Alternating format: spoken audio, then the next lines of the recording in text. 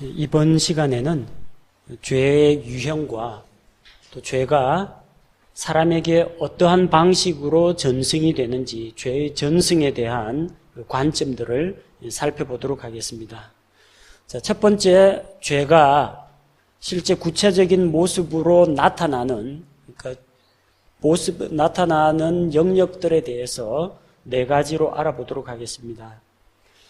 첫째, 그 죄는 우리 마음의 상태로 나타납니다. 예레미야 17장 9절에서 하나님께서 말씀하시기를 이 사람의 마음은 모든 것보다 거짓되고 극도로 사악하다고 했습니다. 곧 우리 마음의 상태를 통해서 우리 죄가 드러납니다. 흔히들 사람들이 착각하기 쉬운 것이 내가 비록 말은 이렇게 하지만 내가 비록 행동은 그렇게 했지만 마음만은 정말 착하다. 이건 새빨간 거짓말입니다. 마음이야말로 가장 부패하고 가장 더러운 것입니다. 창세기 6장에서 하나님께서 뭐라고 말씀하셨습니까?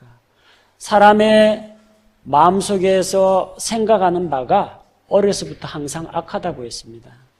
사람의 생각과 마음과 이 상상은 거짓되고 사악한 것이라고 했습니다. 그래서 그 악한 마음에서 뭐가 나옵니까? 마태복음 15장 19절 마음에서 악한 생각, 살인, 간음, 음행, 도둑질, 거짓 증언, 신성 모독 이런 모든 것이 사람의 마음에서 나온다고 했습니다. 바깥에서 들어가는 음식물이 사람을 더럽게 하는 것이 아니라 속에 있는 사람의 마음에서 나오는 것들이 바로 사람을 더럽게 한다는 것입니다. 우리 마음의 상태가 죄로 드러납니다. 따라서 잠언 4장 23절은 열심을 다하여 내 마음을 지키라. 생명의 근원이 거기에서 나온다고 기록하고 있습니다. 자, 두 번째, 생각과 의도로 나타납니다. 내 마음속에 어떠한 생각과 의지를 가지고 있느냐? 마태복음 5장 27절에서 28절을 보면은 마음으로 뭔가를 계획하거나 동기 자극을 부여받으면은 그게 죄로 드러납니다. 꼭 행동이 아니더라도 구약시대의 율법은 간음하지 말라 그렇게 기록되어 있지 않느냐. 그러나 나는 너희에게 이르노니 누구든지 여자를 보고 음욕을 품는 자마다 마음으로 이미 간음하였다는 것. 또 옛 사람들에게 살인하지 말라 그런 말을 들었지만 마음속으로 형제를 미워하는 자는 살인하는 자라고 기록하고 있어요. 곧 마음속에 있는 어떤 생각과 의지 이것 자체가 죄로 나타납니다. 따라서 우리 속에 어떤 생각을 품어야 하느냐? 빌립보서 4장 8절에서 9절 진실한 것, 정직한 것, 의로운 것, 순수한 것, 사랑스러운 것, 좋은 평판이 있는 것, 덕이 되는 것, 칭찬이 되는 것을 곰곰이 생각하라고 했습니다. 우리 생각을 이런 것들로 채울 때 이제 우리 생각이 죄의 유혹에 빠지고 오염되는 것을 막을 수가 있습니다. 자, 세 번째는 죄는 행동으로 드러납니다. 우리가 흔히들 말하는 이 죄들이라고 하는 것은 바깥으로 드러나는 것을 주로 이야기합니다. 요한복음 3장 19절 사람들이 자기 행위가 악함으로 빛보다 어둠을 더 사랑한 것이니라. 빛이신 하나님 앞에서 공개적으로 내놓기 곤란한 어둠 속에 있는 이 사람들의 행위 이것이 악하다고 했습니다. 구체적인 형태로 드러납니다. 살인, 절도, 간음, 폭력, 분쟁 이런 것들로 나타나는 죄가 있다는 겁니다. 네 번째는 조금 차원 높은 수준에서 죄를 볼 때 이런 것들도 죄라고 볼 수가 있습니다. 믿음이나 선이 결핍된 상태, 꼭 누군가를 다치게 하고 해치거나 이런 것만이 아니라 어떤 피해나 손상을 주는 것 말고도 믿음이 없는 것, 선을 적극적으로 행하지 않는 것도 하나님께서는 죄라고 보시는 겁니다. 로마서 14장 23절 무엇이든지 믿음에서 나지 아니하는 것은 죄라고 했습니다. 믿음으로 하지 않는 것이 다 죄입니다. 얼마나 죄의 범위가 포괄적이고 넓겠습니까?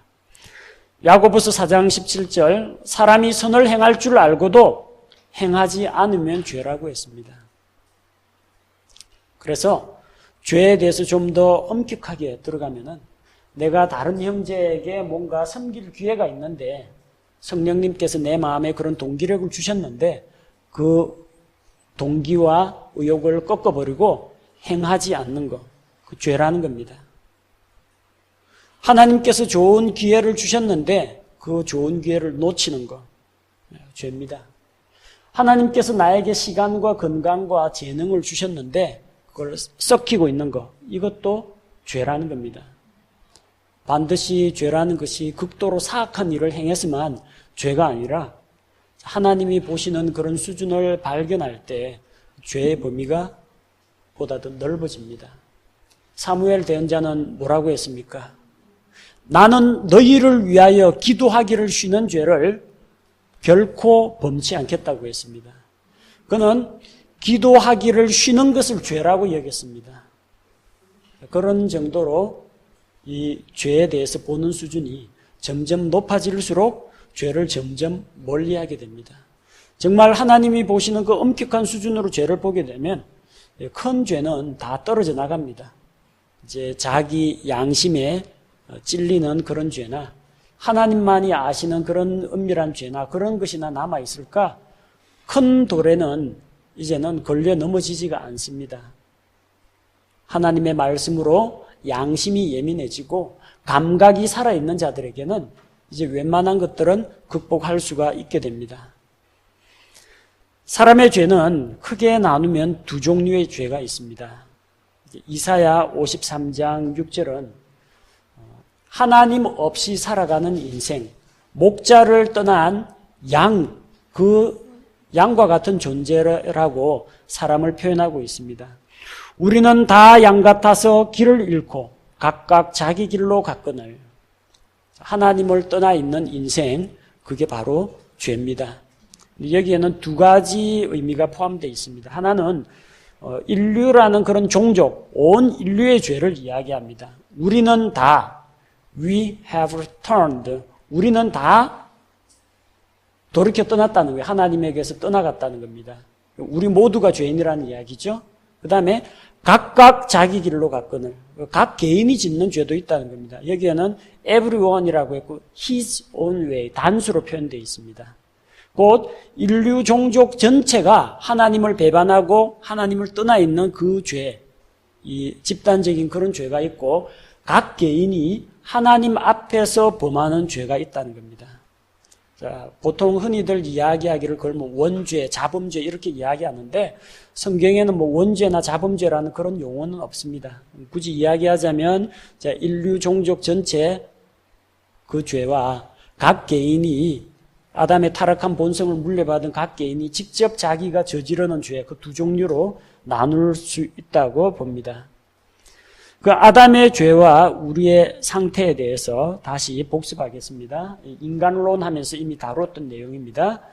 로마서 5장 12절에 그러므로 한 사람으로 말미암아 죄가 세상에 들어오고 죄로 말미암아 사망이 들어왔나니 이와 같이 모든 사람이 죄를 지었으므로 사망이 모든 사람에게 임하였느니라. 이렇게 기록되어 있습니다.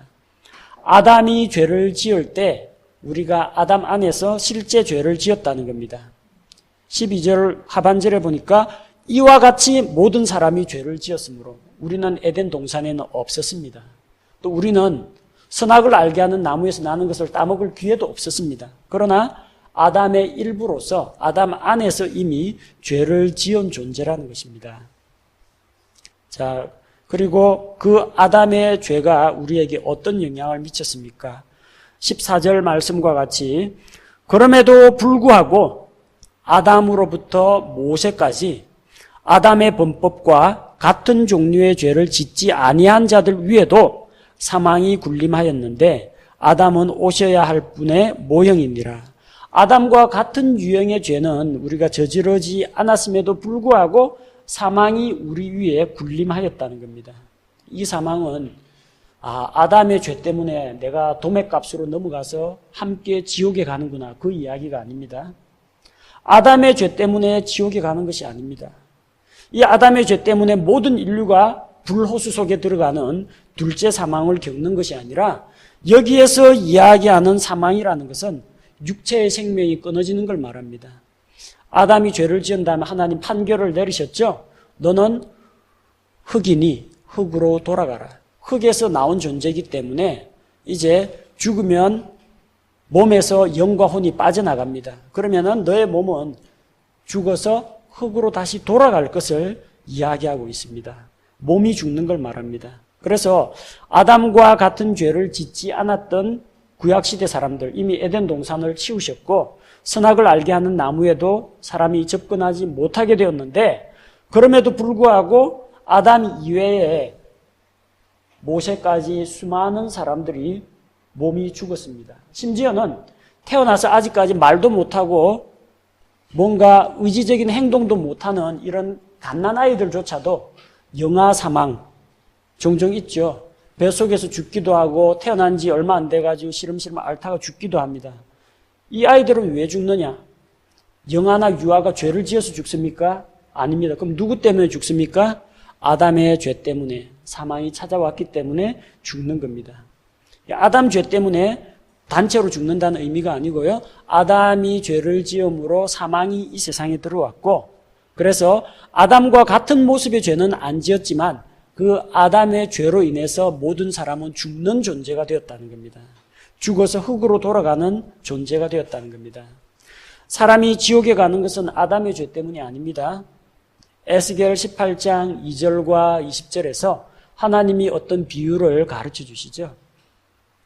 너희 속담 가운데 아버지가 신 포도를 먹었는데, 아버지가 이거 시큼한 포도를 먹었는데 아들들의 이가 시다고 한 말은 어찌미냐? 너희가 앞으로 다시는 이 속담을 쓰지 못하게 될 것이다.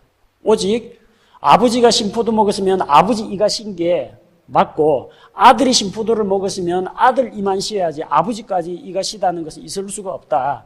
각 사람이 범죄하는 그 혼은 죽을지라.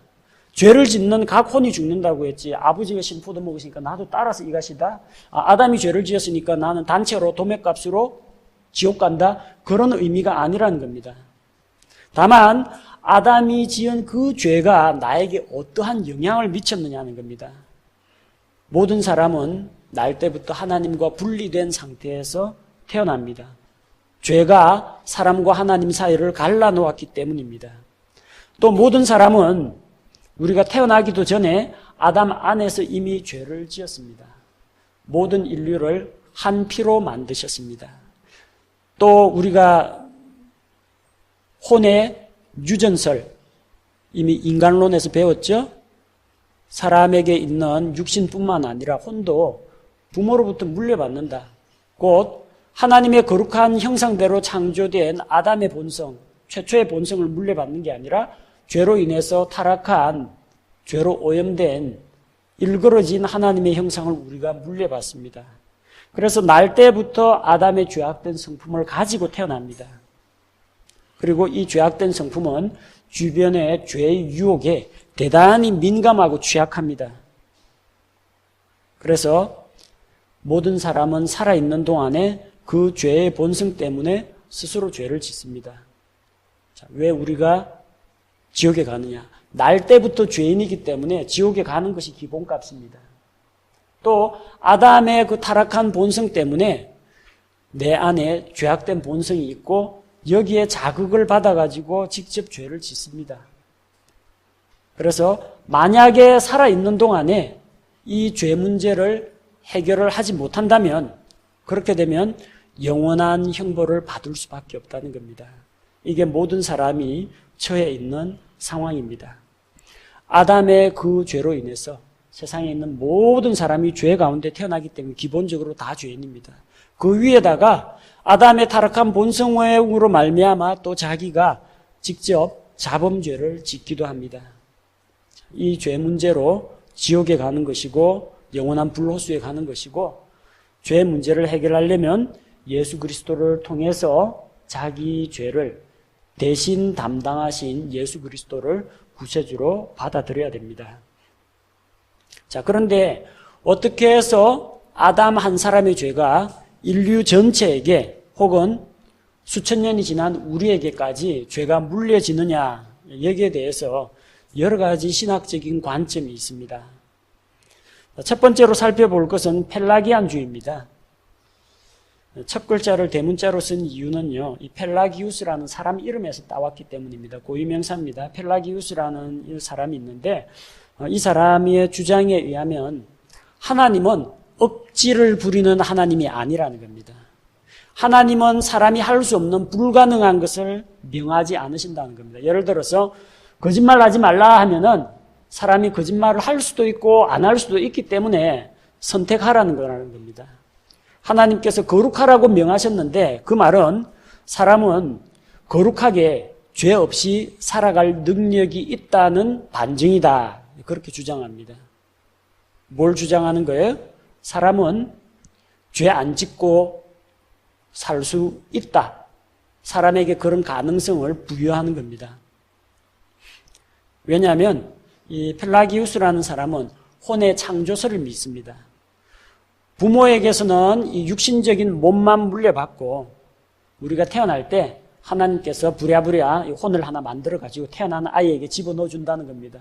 하나님이 깨끗한 혼 만드시겠어요? 죄로 오염된 혼 만드시겠어요? 하나님의 지으신 모든 것이 선하다고 했어요. 그럼 하나님께서 선하고 의로운 혼을 넣어주시는데, 그러니까 모든 사람은 태어날 때 타락하기 이전의 아담하고 똑같은 상태에서 출발한다고 가정을 하는 겁니다. 실은 아니지만. 그래서 아담의 죄는 아담 자기에게만 영향을 미치지, 아담의 어떤 죄성, 죄악된 본성이나 죄과 죄로 인해서 치러야 할 값을 후손에게는 물려주지 않는다라는 개념입니다. 아담은 자기 죄 때문에, 그리고 우리는 아담하고 별개로 우리도 아담처럼 최초의 원점에서 백지 상태에서 출발을 하는데, 내가 선택을 잘해가지고 아담은 선악과 시험에 불합격했는데 나는 하나님이 거룩한 성품을 주셨는데 그걸 믿고 노력을 해가지고 바르게 살면 죄 안 짓고 살 수가 있고 죄는 내한테 물려지지 않는다라고 보는 견해입니다. 그래서 사람은 선하지도 않고 악하지도 않은 그런 중립적인 존재인데 사람 스스로 선이나 악 가운데서 한 가지를 선택할 능력이 있다고 보는 그런 견해입니다. 그래서 사람이 먼저 하나님 앞에서 은혜를 간구할 만한 충분한 자격을 갖추고 그 다음에 하나님께 손을 내밀어야 한다는 겁니다. 쉽게 말해서 자기 행위로 하나님 앞에 나아가서 의롭다함을 받을 수 있다는 겁니다. 하나님, 저 이 정도면 잘하지 않았습니까? 이 정도면 뭐 하나님 합격점 아닙니까? 자, 그런 식으로 자기 행위를 의지해서 하나님 앞에 나아갈 수 있다는 행위구원론을 주장하게 됩니다. 왜?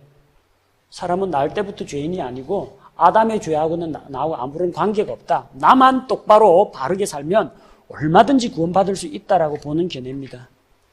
자, 우리 기독교계에서는 뭐 이런 펠라기안주의는 사실 발 붙일 수가 없습니다. 성경이 모든 사람이 죄인이라고 하고 율법이 모든 자를 죄 아래 가두었기 때문에. 근데 여기서 여러 가지 변형종들이 이제 나타납니다. 어떤 게 나타나냐면 세미 펠라기안주의입니다. 왜 세미 펠라기안주의냐면 세미라는 말이 붙었다는 것은 약간 반쯤 걸쳐져 있는 중간 단계, 그걸 이야기합니다. 절충안을 이야기합니다. 이 펠라기안주의하고 반대되는 게 어거스틴주의입니다. 어거스틴주의는 뭐냐면은 칼빈주의에서와 마찬가지로 사람은 날 때부터 죄인이다. 전적 타락, 전적 부패, 전적 무능. 인간은 구원받기 위해서 할 수 있는 게 아무것도 없다. 심지어 예수님을 믿을 자격조차도 없다. 죽어 있는 시체가 뭐 복음 전도하면 알아듣느냐, 깨닫느냐, 못 알아듣는다. 뭐 어떻게 구원받느냐. 하나님이 전지전능하신 능력으로 그 사람이 믿기도 전에 먼저 가서 거듭나게 그 사람을 성령의 능력으로 살려주면 그 사람이 영적인 눈이 떠여가지고 복음도 보게 되고 말씀도 깨닫게 되고 구세주도 부르게 된다. 전적으로 하나님한테 달린 것이고 인간은 아무것도 할 수 없는 무능한 존재다. 양극단입니다. 펠라기우스주의하고. 펠라기우스주의는 인간은 중립적 존재이기 때문에 선도 아니고 악도 아닌데 잘만 하면 노력하면 구원받을 수 있다는 거고, 어거스틴이나 칼빈은 전적 타락, 전적 부패, 전적 무능. 튤립 가운데 첫 자가 T자죠. 토탈, 전적으로 부패하고 타락하고 아무것도 할 수 없는 상태라는 겁니다. 이 두 가지를 교묘하게 절충시킨 거, 중간 단계가 세미펠라기안주의입니다. 여기서는 뭘 주장하느냐? 사람은 아담의 죄성이나 죄과는 물려받지 않는다는 겁니다. 대신에 부분적으로 타락했다는 겁니다.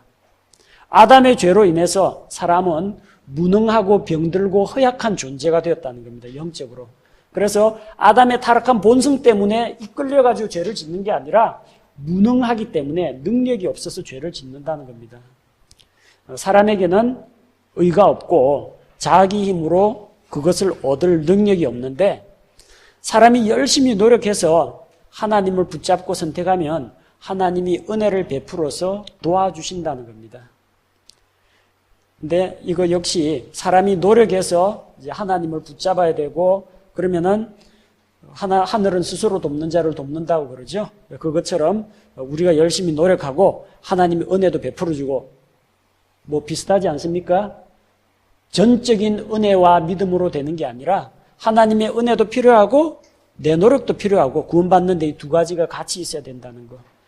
이게 로마 가톨릭주의 입장입니다. 믿음만으로 구원을 받는 게 아니라 너도 하나님 앞에서 참회하고 고해성사하고 연보드리고 착한 일 하고 수행하고 같이 해야 된다는 거예요. 펠라기안주의로 하면은 하나님이 필요 없습니다. 예수님이 필요 없어요. 그냥 열심히 노력하고 바르게 살면 그걸로 된 겁니다. 근데 어거스틴주의로 가게 되니까 어떤 문제가 생겨요? 인간은 완전히 무능한 존재가 돼가지고 허수아비밖에 안 됩니다. 죽은 시체입니다. 그러니까 거기에다가 인간의 어떤 가능성을 조금씩 열어놓은 게 이겁니다. 인간이 전적으로 타락한 건 아니고 부분 타락을 했는데 그러니까 조금만 더 노력해가지고 하나님 마음에 들도록 하면 하나님이 구원해 주신다. 그런 입장입니다. 세 번째 주장을 알미니안주의라고 합니다. 우리가 알고 있는 알미니안주의 이거하고 원래 이걸 최초로 주장했던 아르미니우스하고는 다릅니다. 원래 아르미니우스가 주장한 그런 관점은 오늘날 우리가 이야기하는 그 종교개혁자들, 개혁신학하고 더 가깝습니다. 근데 아르미니우스의 그 후계자들이 점점 이거 교리 격차를 벌려놓은 겁니다. 알미니안주의에 의하면은 아담은 거룩한 존재가 아니라 단순히 죄가 없는 상태로 창조되었을 뿐이다. 그렇게 봅니다. 그리고 사람은 아담으로 인해서 오염되기는 했지만 죄성이나 죄과는 물려받지 않는다는 겁니다. 죄악된 본성을 물려받지 않는다. 또 아담이 저지른 그 죄에 대해서 공동으로 책임질 그런 이유는 없다는 겁니다. 사람에게는 선을 행하고 또 하나님의 뜻을 따를 능력이 있다고 보는 견해입니다. 따라서 이 하나님의 주권적인 선택이나 전폭적인 은혜보다는 사람의 자유의지를 지나치게 강조합니다. 그래서 사람의 자유의지가 사람이 다시 태어나는, 거듭날 수 있는 한 요인이 된다는 겁니다. 그래서 인간이 어떻게 구원받느냐? 신인 협동설. 하나님과 인간이 서로 협력해서 구원을 받는다는 겁니다. 그런 입장에서는 로마 가톨릭하고도 비슷한 측면이 있습니다. 근데 알미니안주의 쪽에서는 하나님이 전적인 은혜로 인간을 이렇게 구조하고 끌어올리는 게 아니라 자기가 하나님을 잡을 수도 있고 놓을 수도 있고 그러다 보니까 구원의 안정성이 없습니다. 내가 하나님 붙잡고 신앙생활을 열심히 할 때는 구원받은 거고요. 내가 하나님 손을 놓아버리고 다시 죄로 가면 또 구원 안 받은 게 돼버리고 왔다 갔다 하는 겁니다. 왜? 인간의 자유의지와 선택에 따라 달렸기 때문에 자기가 하나님과 생명을 택할 수도 있고 이 마귀와 사망과 형벌을 택할 수도 있는 존재라는 겁니다. 자기 상태에 따라서 자기 구원의 상태는 계속 불안정하게 흔들릴 수밖에 없습니다. 그래서 구원의 영원한 안전 보장을 믿지 않는 사람들을 가리켜서 흔히 알미니안주의다 그렇게 이야기하죠. 하나님의 주권적인 은혜가 아니라 사람이 노력해가지고 하나님의 은혜를 얻어내는 것처럼 설명하는 입장입니다. 그 다음 네 번째로 이 언약주의 신학에서 이야기하는 종족 대표설이 있습니다. 종족 대표설이라는 건 인간이라는 존재는 천사하고는 다릅니다. 천사는 저기 할아버지 할머니 천사가 결혼해가지고 아버지 엄마 천사 낳고 또 그 사이에서 아기 천사 낳고 이러는 게 아니라 종족이 없어요. 각 개별로 창조되었습니다. 천사들 사이에서는 형제 자매간도 없고요. 독립된 한 개체 모래알처럼 독립된 개체로 수많은 천사들이 창조되었습니다. 그들은 종족 집단군이 아닙니다. 근데 인간은 종족입니다. 왜? 최초에 하나님께서 남자와 여자를 만드셨고 아담과 이브로부터 모든 인류가 계속해서 번성했기 때문에 이 인간은 하나의 종족을 이루고 있다는 겁니다. 종족 대표설이 뭐냐? 아담은 하나님에 의해서 선택된 인간 종족의 대표자라는 겁니다. 그래서 하나님께서 아담과 언약을 세우셨다. 그렇게 기록하고 있습니다. 물론 성경 번역이 잘못되어서 그렇습니다. 구약성경 호세아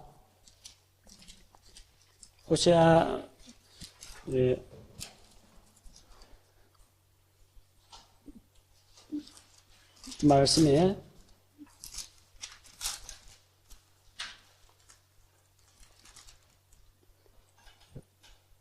호세아 6장 7절입니다. 호세아 6장 7절에 그들은 사람들같이 언약을 어기며 거기서 나를 대적하고 배신하였도다.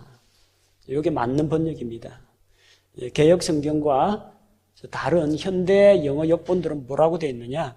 그들은 뭐라고요?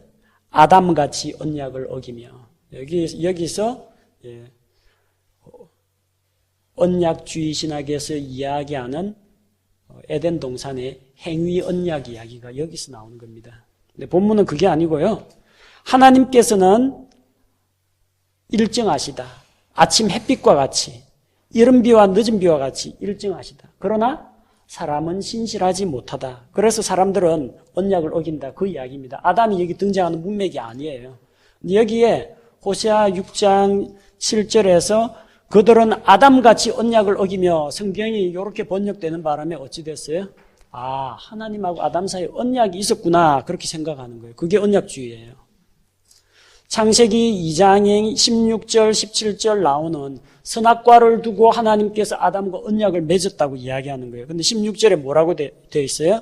주 하나님께서 남자에게 언약을 세우사 이르시되가 아니고 뭐라고 되어 있어요? 명령하여 이르시되. 이건 명령이에요. 언약이 아닙니다. 사람하고 하나님 언약을 세운 게 아니고 하나님이 창조주요 주인으로서 동산 관리직이 아담에게 명령을 내리신 거예요. 이 구절만 바로 잡히면 언약주의는 사실 설 자리가 없습니다. 자, 이 언약주의에서는 에덴 동산에서 하나님하고 아담이 언약을 세웠다는 겁니다. 그게 조약입니다. 조약. 하나님하고 인간 종족이 조약을 맺은 거예요. 근데 조약을 맺었는데 인류의 대표자인 아담이 그 언약을 깨뜨렸다는 거예요. 선악과를 두고 행위 언약을 깨뜨렸다는 겁니다. 언약 위반했죠? 하나님이 누구에게 책임을 묻느냐?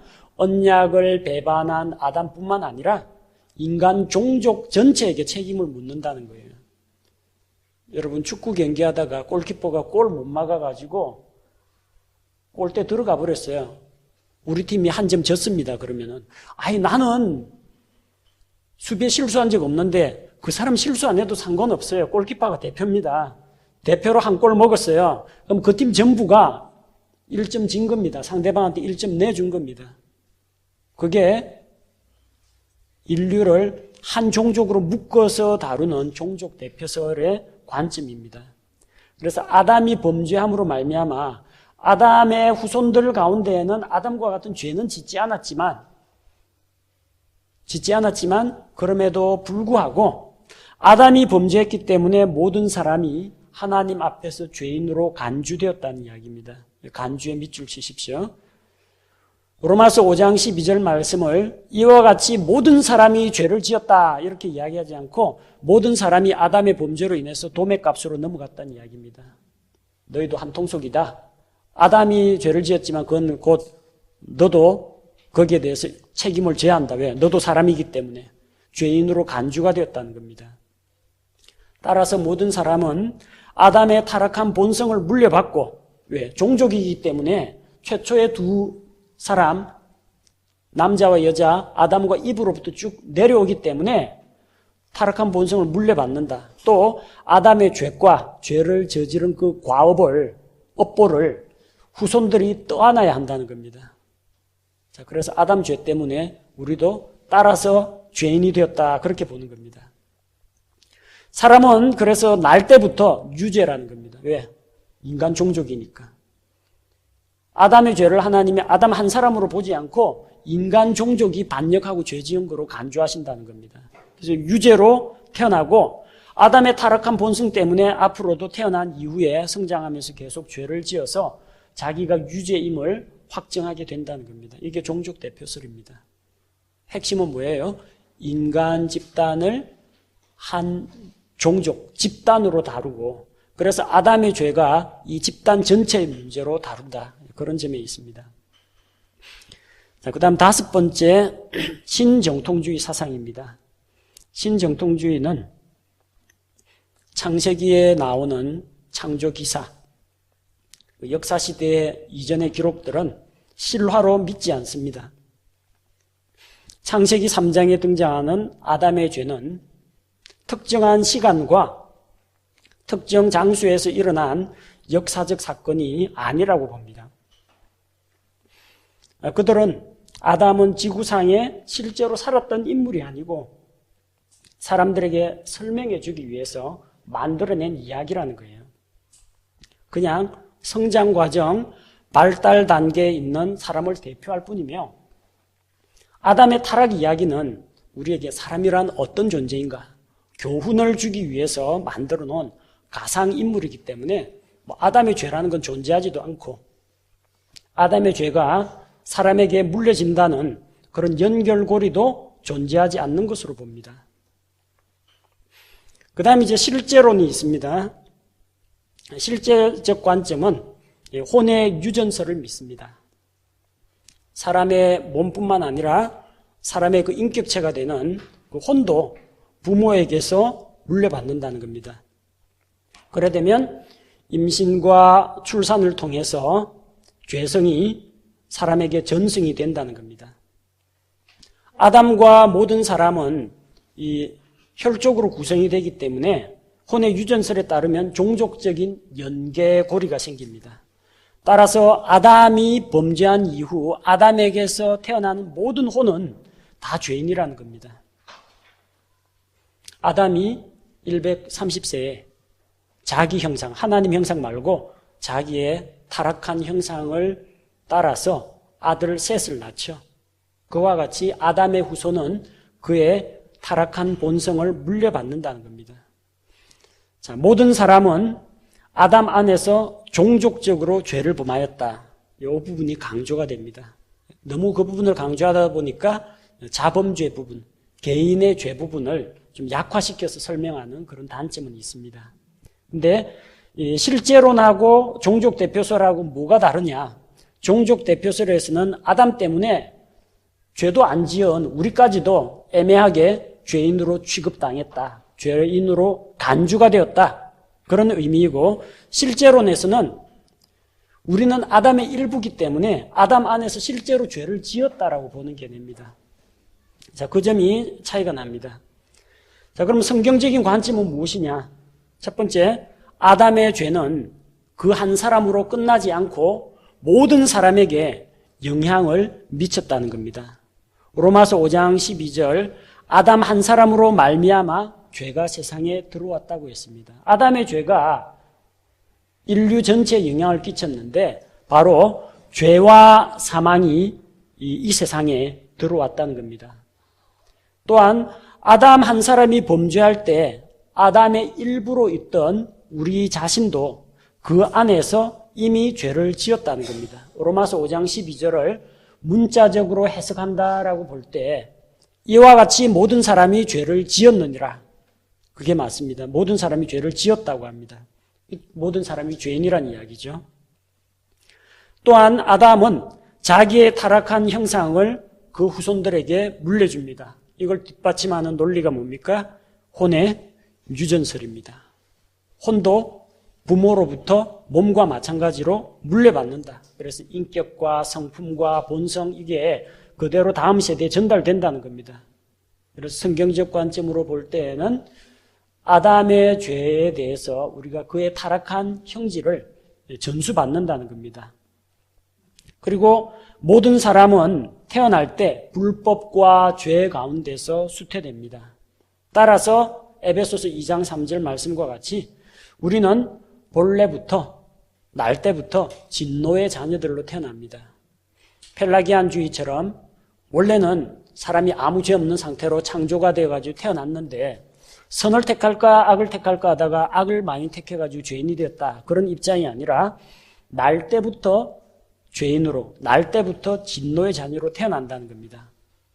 그리고 우리는 날 때부터 죄인이기 때문에 죄를 지어서 죄인이 아니라 죄인이라서 죄를 짓게 되는, 실제 자범죄도 짓게 되는 그런 존재라는 겁니다.